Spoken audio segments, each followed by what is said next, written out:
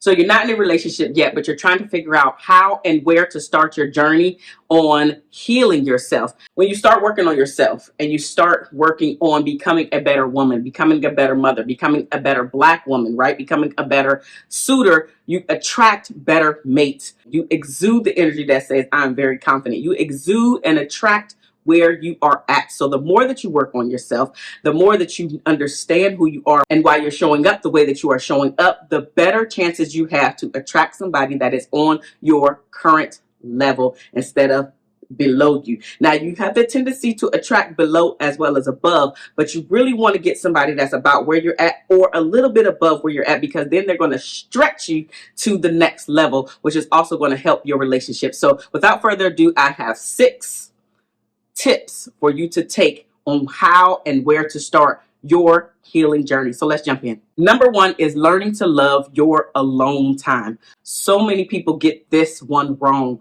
Sitting in silence or just being by yourself, getting comfortable with being alone, being by yourself is really going to do wonders for yourself, do wonders for your mental state. The benefits that it has with you just sitting in silence or just being alone, you get to cultivate a loving relationship with yourself. Now, this is not anything woo-woo out there, but this really is you getting to say, what's coming up here? What's coming up here, I am not afraid to face. I am not afraid of the things that are going to come about. I am not afraid to sit and face the things that come up during the times that I am sitting in silence, during the times that I am alone, so I can understand me better. I can ask myself, why am I feeling this way about this particular thing? So for instance, maybe you are worried that you will never, ever attract a better man, or you'll never be chosen for a wife or a wife again, right? But the point is this. Now you have to figure out, asking yourself the deeper questions. Why am I worried about that? What makes me worried that I won't be chosen as the wife or even be chosen at all? What makes me worried about the thing that I want the most? And here's the thing. The thing that you want the most, in this case, maybe it's marriage or at least a relationship, a long-term relationship, and you feel like you want to be chosen and shown off to the world by your mate.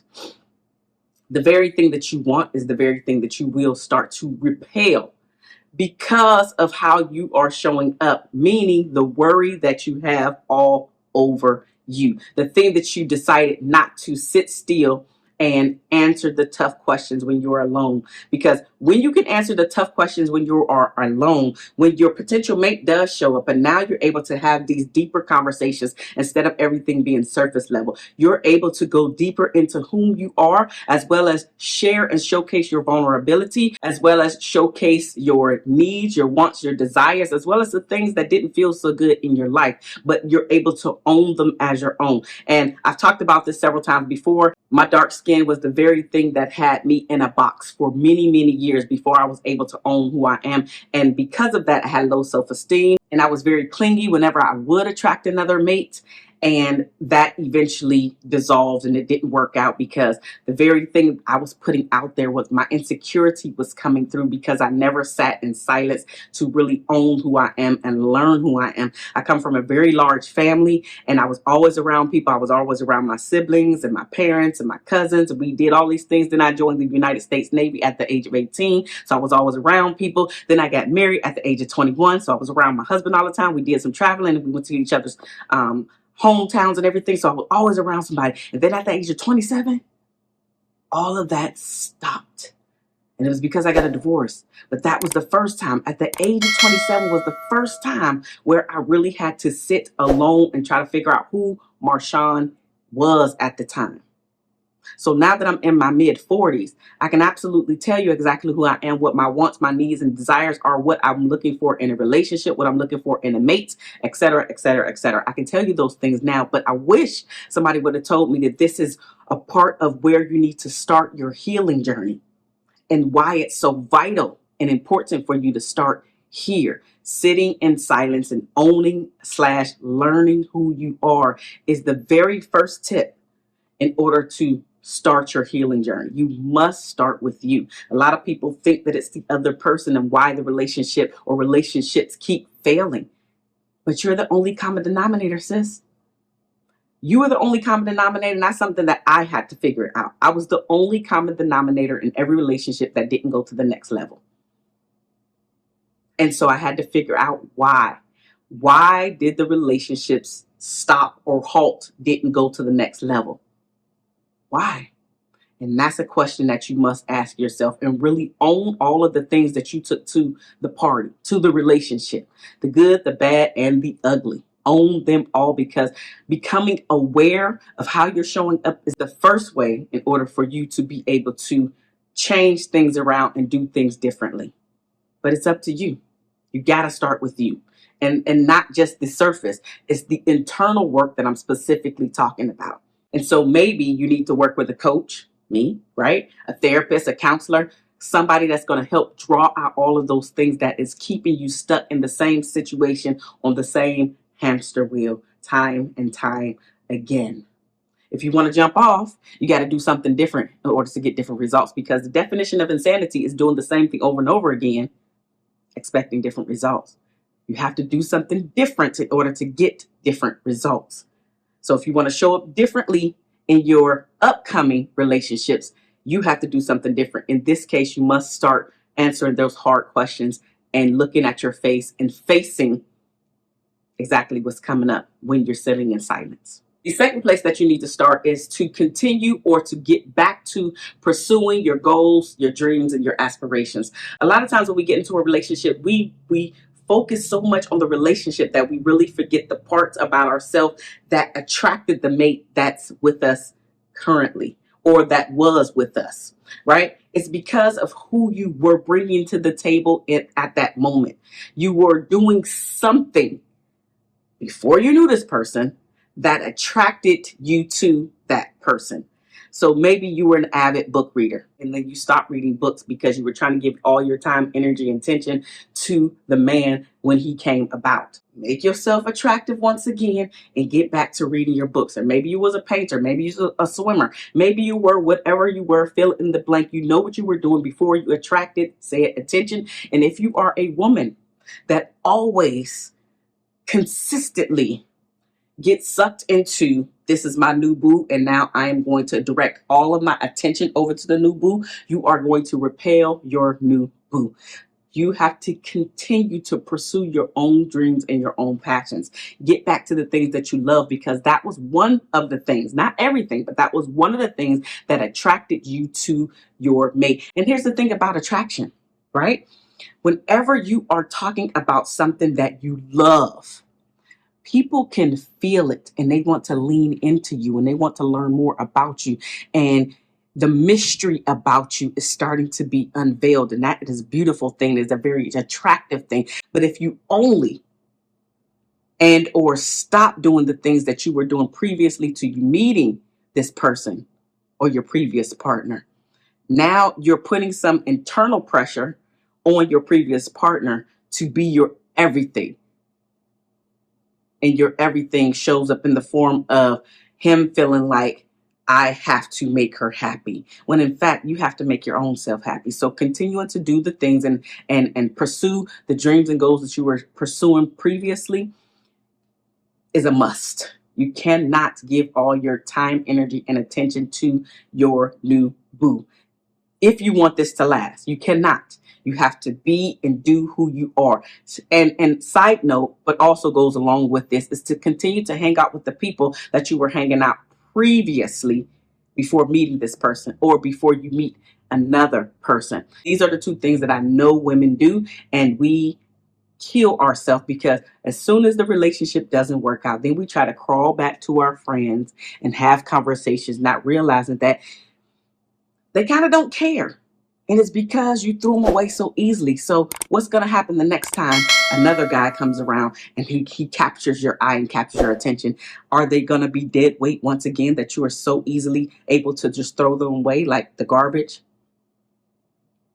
We have to be more intentional about all of the relationships that we have, not just one.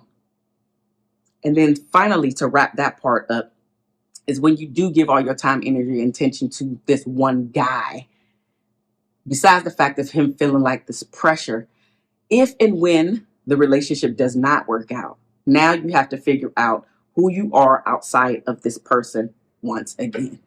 When I really just teach my clients, don't do that in the first place. And so if this relationship doesn't work out, we don't want it to not work out. However, if it doesn't work out, you don't go down the rabbit hole of who am I? I have no idea. I gave all my time, energy, and attention to him. Or if you had some kids, whatever, going down the rabbit hole where you are focusing on others versus yourself. You still have to give to you. The third area for where or how you need to start on your journey is literally working on and working through all of the baggage that you are carrying with you throughout each relationship. And the baggage could be something severe, but it also could be something simple. So for me, I'll talk about me. My baggage was I was clingy. I didn't like to hear the word no. And I also just wanted to be loved and be chosen. Not that that's necessarily a bad thing, but if I'm trying to get it from any and every person that comes my way, then that's where it becomes a toxic trait versus a positive trait. So how I came to these literally is I talked to a lot of my exes, and they were able to share with me why we didn't go to the next level. So those examples that I just gave previously were examples that some of the men that I dated gave to me. And those were the areas that I actually start working on. So I want to share it with you on your journey. Think about the complaints. Or if you're brave enough to do what I did, contact your exes, have a conversation on why you didn't go to the next level. And I wasn't doing that to get back with any of my exes. I was doing that in order to up level who I am. Get to the next level as Marshawn. Why? As I mentioned earlier, I was the only common denominator in all of those relationships. And so I wanted to figure out how I can stop not getting to the next level. What is it that I was doing that was hindering me from being chosen? And so I called up a few of them. Some of them I waited until they text and sent that ultimate text of, hey, how you doing or what you up to? Hey, can we meet in person? I just want to see how you're doing. But my ulterior motive to meeting them in person was to literally gather the data that I needed for me. And then honestly, when that was over, I haven't spoken to any of those exes, but I am a much better, more confident Marshawn than they would have ever experienced. I wasn't ready for them and they weren't ready for me because we attract where we're at. And so just like I had low self-esteem in some areas, they also did too. But I can't pinpoint theirs. I can pinpoint mine. The fourth area on where or how to start your healing journey is know what you want out of life, and specifically out of your love life. You will never believe how many clients that come to me that actually say they don't know what they want. And a lot of it has to go back to them not taking the time to just sit with themselves and really have an honest conversation about what it is that they want out of their life. Right? So having the conversation, do you want to be single in a long-term relationship? Do you want to be a fiance? Right? Some people just want to be a fiance. Do you ultimately want to get married? What is it that you want out of your love life specifically? Right? Do you want to have a child or children or another one? Is it important for the person to be or to have a spiritual background? And specifically, if you've been following me for any amount of time, you know that I'm Christian. So does he have to be a Christian or not? Are you okay with that? Right? These are the tougher questions that you need to know in order to be able to attract the person that you want into your life. You have to know these things. And that's just 3 basic questions that you should know. The 5th tip on where to start on your healing journey is to take yourself out on some dates. This one I get so much pushback with women, specifically Black women, because that's who I coach. Black women who are ready to up-level their life and get to the next level. And so if that's something that you're wanting to do, go ahead and subscribe to the channel, because I'm ultimately ready to help you if you're ready.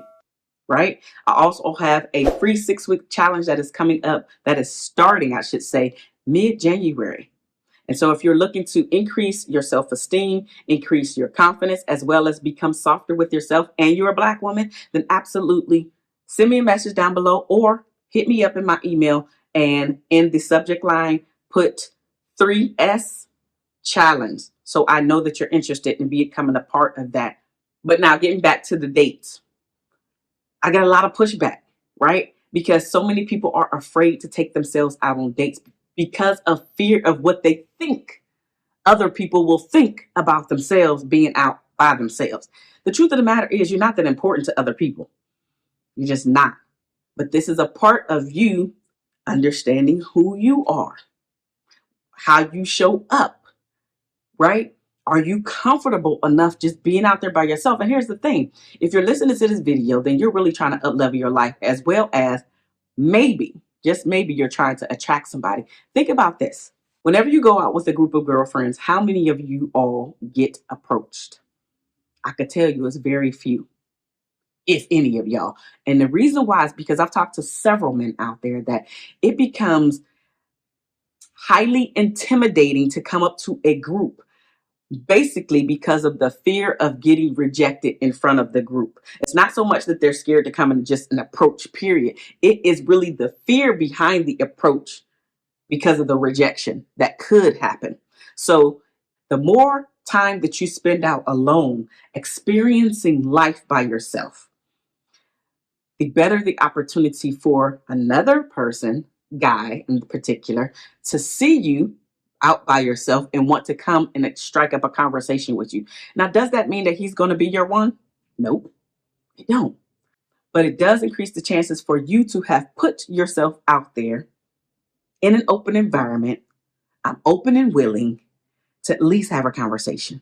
It doesn't mean that you're going to go to the next level, but you increase your chances of being approached just by you going out by yourself. You increase the chances of you knowing what type of food that you like, or how often you want to go to the spa, or how often you want to go out to the sporting events by yourself. Just whatever it is, just being open to the idea of taking you out on dates so you know what you like.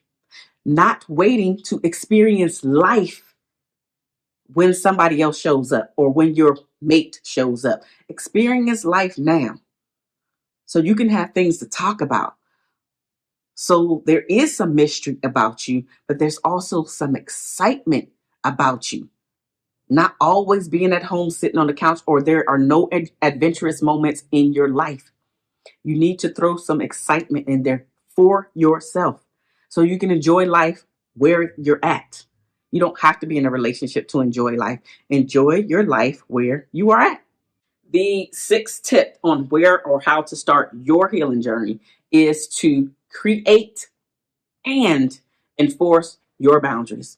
So many women I know that I have helped, as well as personally know, can create boundaries.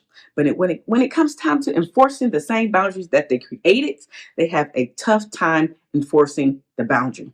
Now, the thing about enforcing the boundary, that's the most critical thing, because you can create boundaries all day, but if you don't enforce them, when it comes time for your mate that you're going to attract to come into your life, he wants somebody that is strong.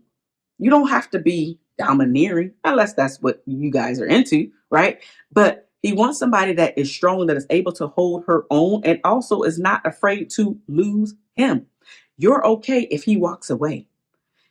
The secret right there is whenever you can walk away, a man will actually be more willing to lean in and choose you faster, because he's so used to a lot of women giving off these desperate vibes that they have to be in a relationship, or that they have to be married, that those desperate women allow him to do anything. But when a woman comes with standards/boundaries and actually enforces them, that's when your respect level raises to the roof in his eyes. But you have to respect you enough. You have to create boundaries not only for yourself, you also have to enforce them on yourself and create and enforce them for other people in your life. This is not limited to the person that you are dating. This is everybody in your life. Everybody that you come in contact with need to have some boundaries to let them know where they're able and how they're able to treat you, what you're willing to accept and not accept. Again, if you haven't watched the previous video, which is why getting started is so essential on knowing who you are, then go ahead and watch that video. If you have already watched that video, then click right here for this playlist about boundaries, because it's going to tell you why and how to enforce your boundaries, and going to give you a plethora of information. So go ahead and click this playlist about boundaries, and I will see you in the next video. Bye bye now.